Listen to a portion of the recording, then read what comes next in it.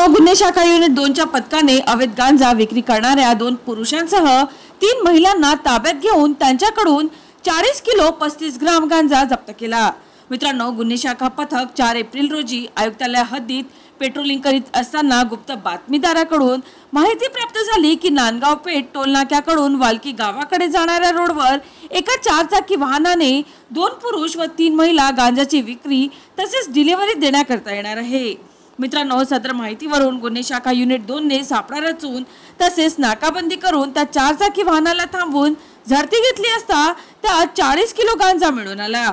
तसेच आरोपी सय्यद रशीद, सय्यद जमशीद, अरफाक दानी, शब्बीर पटेल यांच्यासह 3 महिला आरोपी मयुरी विजय चापडकर, पूनम उमेश अंभोरे व निकिता सुभाष गायकवाड यांना ताब्यात घेऊन त्यांच्यावर भादवी कलम 117 तसेच 20, 22, 29 PNDT act अन्वये Nandgaon Peth police station येथे गुन्हा नोंदवण्यात आला आहे।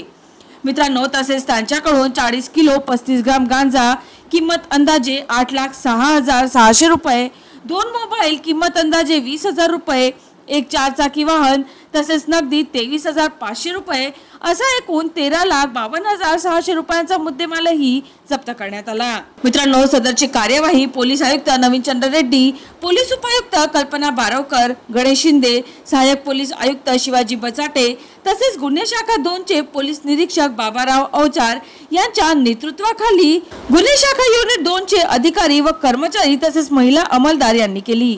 चला तर मित्रांनो, पुन्हा भेटूया नवीन बातमीसह। तोपर्यंत पाहत रहा अमरावती सिटी न्यूज।